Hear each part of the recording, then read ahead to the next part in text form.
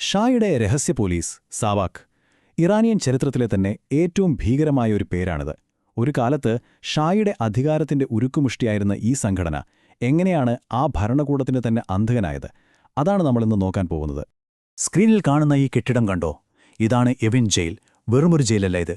ഷായുടെ ഭരണകൂടത്തിന്റെ ഭീകരതയുടെ, സവാക്കിന്റെ ക്രൂരതയുടെയെല്ലാം ഒരു ജീവിക്കുന്ന പ്രതീകം. ഇവിടെ നടന്ന കൊടും പീഡനങ്ങളുടെ കഥകൾ ഒരു കാലത്ത് ഇറാനിലെ ജനങ്ങളെ മുഴുവൻ ഭയത്തിന്റെ മുൾമുനയിൽ നിർത്തിയിരുന്നു. അപ്പോ ഇവിടെ ഒരു വലിയ ചോദ്യം വരുന്നില്ലേ? ഒരു ഭരണകൂടത്തെ സംരക്ഷിക്കാൻ വേണ്ടി ഇത്രയും ശക്തമായി കെട്ടിപ്പടുത്ത ഒരു രഹസ്യ പോലീസ് എങ്ങനെയാണ് അത് ആ ഭരണകൂടത്തിന്റെ തന്നെ പതനത്തിന് കാരണമായത്? ഇതൊരു വലിയ വിരോധാഭാസമാണ്. നമുക്കിതിന്റെ ഉത്തരം ഒന്ന് തേടിപ്പോകാം. ഓക്കെ, അപ്പോൾ നമുക്ക് കാര്യത്തിലേക്ക് കടക്കാം. ആദ്യം തന്നെ 1970കളിലേക്കൊന്ന് പോകാം. സാവാക്കർ അവരുടെ ശക്തിയുടെ ഏറ്റവും ഉയർന്ന നിലയിൽ നിൽക്കുന്ന സമയം. എന്തായിരുന്നു ശരിക്കും അവരുടെ പവർ? എങ്ങനെയായിരുന്നു അക്കാലത്ത് കാര്യങ്ങൾ? 1976 ഇറാൻ പുറമേ നിന്ന് നോക്കുന്ന ഒരാൾക്ക് ഒരു സൂപ്പർ പവറായിട്ടൊക്കെ തോന്നും. എണ്ണയിൽ നിന്നുള്ള പണം, വലിയ സൈന്യം, രാഷ്ട്രീയ സ്ഥിരത എല്ലാം കൊണ്ടും അടിപൊളി.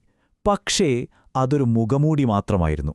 ഉള്ളിൽ അടിച്ചമർത്തപ്പെട്ട ഒരു ജനതയുടെ രോഷം ഒരു അഗ്നിപർവ്വതം പോലെ പുകയുന്നുണ്ടായിരുന്നു. ആ രോഷത്തിന് നടുവിലായിരുന്നു സാവാക്ക് എന്ന രാജ്യത്തെ ഏറ്റവും വെറുക്കപ്പെട്ട ഒരു സംഘടന നിലനിന്നിരുന്നത്.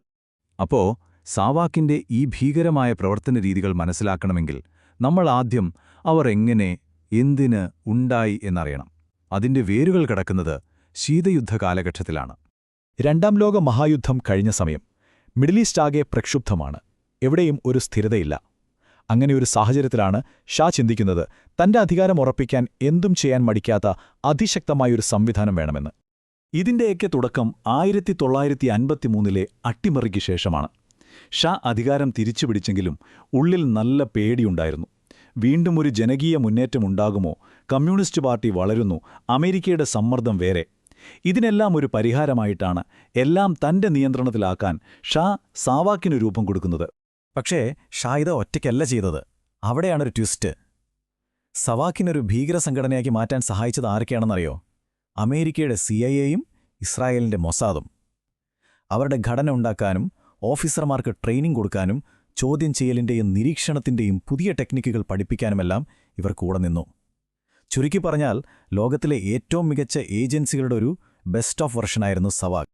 ശരി, അപ്പോ ഇങ്ങനെയൊക്കെ രൂപം കൊണ്ട ആ സവാക്ക് എങ്ങനെയാണ് ഇറാനിൽ പ്രവർത്തിച്ചത്? അവർ രാജ്യത്ത് ഉണ്ടാക്കിയെടുത്തത് ഭയത്തിന്റെ ഒരു സാമ്രാജ്യം തന്നെയായിരുന്നു. ഒന്ന് നോക്കിക്കേ, വെറും 5000-6000 ഓഫീസർമാർ. പക്ഷെ അവരുടെ ഇൻഫർമർമാരുടെ എണ്ണം 10,000 കണക്കിന് വരും. ഒരു ചിലന്തിവല പോലെ സമൂഹത്തിന്റെ എല്ലാ കോണിലും അവർക്ക് ആളുകളുണ്ടായിരുന്നു. യൂണിവേഴ്സിറ്റികളിൽ, പള്ളികളിൽ, സർക്കാർ ഓഫീസുകളിൽ. എന്തിന്, നിങ്ങളുടെ അയൽവാസി പോലും ഒരു സാവാക്ക് ചാരനാവാം എന്ന അവസ്ഥ. അപ്പോ എന്തായിരുന്നു ഇതിന്റെ ഫലം? വളരെ സിമ്പിളാണ്. വാറണ്ടില്ല, വിചാരണയില്ല, ഒരു ചോദ്യം ചെയ്യലുമില്ല. സവാക്കിന് തോന്നിയാൽ ആരെയും എപ്പോൾ വേണമെങ്കിലും പിടിച്ചുകൊണ്ടുപോകാം. അവരുടെ അധികാരത്തിന് ഒരു അതിരുമില്ലായിരുന്നു. നിങ്ങൾ സർക്കാരിനെതിരെ ഒരു വാക്ക് പറഞ്ഞാൽ മതി, പിറ്റേന്ന് നേരം വെളുക്കുമ്പോൾ നിങ്ങളെ കാണില്ല. അതായിരുന്നു അക്കാലത്തെ ഇറാനിലെ അവസ്ഥ. ഇതുവരെ നമ്മൾ കണ്ടത് സാവാക്കിന്റെ ഭീകരമായ ശക്തിയെക്കുറിച്ചാണ്. പക്ഷേ ഇവിടെയാണ് കഥ തിരിയുന്നത്. എങ്ങനെയാണ് അവരുടെ ഈ ശക്തി തന്നെ അവരുടെ ഏറ്റവും വലിയ ബലഹീനതയായി മാറിയത്? നമുക്ക് നോക്കാം.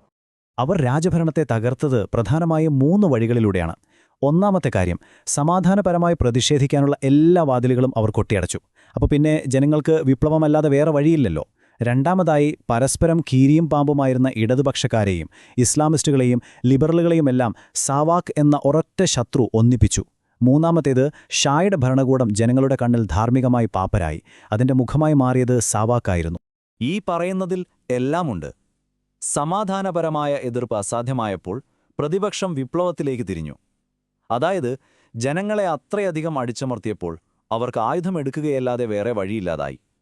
സാവാക്ക് അക്ഷരാർത്ഥത്തിൽ വിപ്ലവകാരികളെ ഉണ്ടാക്കിയെടുക്കുകയായിരുന്നു. അപ്പോ എങ്ങനെയാണ് ഈ ഉരുക്കുകോട്ട തകർന്നടിഞ്ഞത്? 1977-നും 1979-നും ഇടയിൽ വളരെ പെട്ടെന്നായിരുന്നു എല്ലാം. ഒരു ചീട്ടുകൊട്ടാരം പോലെയാണ് സാവാക്ക് തകർന്നു വീണത്. അതിന്റെ തുടക്കത്തിന് ഒരു കാരണം അമേരിക്കൻ പ്രസിഡന്റ് ജിമ്മി കാർട്ടർ ആയിരുന്നു. അദ്ദേഹം മനുഷ്യാവകാശത്തിന്റെ കാര്യം പറഞ്ഞ് ഷായെ ഒന്ന് പ്രസ് ചെയ്തു. അതോടെ ഷായ്ക്ക് ചില നിയന്ത്രണങ്ങളിൽ അയവ് വരുത്തേണ്ടി വന്നു.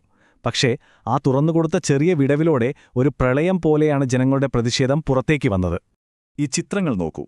ഇതാണ് സംഭവിച്ചത്. അതുവരെ നിശബ്ദരായിരുന്ന ലക്ഷക്കണക്കിന് ആളുകൾ ആയത്തുള്ള ഖുമൈനിക്ക് പിന്നിൽ അണിനിരന്ന് തെരുവുകൾ കീഴടക്കി.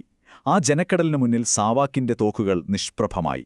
അവരുടെ എല്ലാ നിയന്ത്രണവും അതോടെ നഷ്ടപ്പെട്ടു. ഈ തകർച്ചയുടെ വേഗത നോക്കിക്കേ. 1977 അമേരിക്കൻ സമ്മർദ്ദം വരുന്നു. 78 ആയപ്പോഴേക്കും പ്രക്ഷോഭങ്ങൾ നിയന്ത്രിക്കാൻ പറ്റാതായി. 1979 ഫെബ്രുവരിയിൽ വിപ്ലവ സർക്കാർ സാവാക്കിനെ എന്നേക്കുമായി പിരിച്ചുവിട്ടു. എല്ലാം കഴിഞ്ഞു. അപ്പോ സാവാക്കില്ലാതായി, എല്ലാം ശുഭമായി അവസാനിച്ചോ? ഇല്ല, സാവാക്ക് പോയെങ്കിലും അവര് ബാക്കി വെച്ച ഒരു പാരമ്പര്യമുണ്ട്, അടിച്ചമർത്തലിന്റെ പാരമ്പര്യം. നമുക്ക് അതിന്റെ പ്രതിധ്വനികൾ എന്തായിരുന്നുവെന്ന് നോക്കാം. ഇവിടെയാണ് ഏറ്റവും വലിയ ഐറണി. സാവാക്ക് എന്ന പേര് പോയി, പക്ഷേ അവരുടെ രീതികൾ പോയില്ല. നിരീക്ഷണവും അടിച്ചമർത്തലും പുതിയ രൂപത്തിലും ഭാവത്തിലും തുടർന്നു. വിപ്ലവത്തിന് ശേഷം വന്ന പുതിയ രഹസ്യ പോലീസ്, വിപ്ലവ കമ്മിറ്റികൾ, IRGC പോലുള്ള സംഘടനകൾ, ഇവരെല്ലാം സാവാക്കിന്റെ പല രീതികളും അതേപടി പകർത്തി. ഇപ്പോ നിങ്ങൾ കാണുന്നതാണ് ഇസ്ലാമിക് റെവല്യൂഷണറി ഗാർഡ് കോർപ്സ് അഥവാ IARGC. സാവാക്കിന്റെ പിൻഗാമികളിൽ പ്രധാനികൾ. ഭരണകൂടത്തിന്റെ നിയന്ത്രണം ഉറപ്പാക്കുക എന്ന ജോലി അവർ ഏറ്റെടുത്തു. ചുരുക്കി പറഞ്ഞാൽ സ്ഥാപനം മാറി, ആടുമാറി, പക്ഷേ കളി പഴയത് തന്നെ. അപ്പോ നമ്മൾ അവസാനിപ്പിക്കുന്നത് ഒരു വലിയ ചോദ്യം മുന്നോട്ട് വെച്ചുകൊണ്ടാണ്. എന്തുകൊണ്ടാണ് ഒരു ഭരണകൂടം തകർന്നാലും അവരുണ്ടാക്കിയെടുത്ത ഈ നിയന്ത്രണ സംവിധാനങ്ങൾ മാത്രം അതിജീവിക്കുന്നത്? സാവാക്ക് പോയി, പക്ഷെ ആ ആശയം ഇന്നും പല രൂപത്തിലും നിലനിൽക്കുന്നു. ഈ ഒരു രീതി ഇത് ഇറാനിൽ മാത്രമല്ല, ലോകത്ത് പലയിടത്തും നമ്മൾ കണ്ടിട്ടുണ്ട്. എന്തുകൊണ്ടായിരിക്കാം ഇത് സംഭവിക്കുന്നത്? ഇതൊരു ചിന്തിക്കേണ്ട വിഷയം തന്നെയാണ്.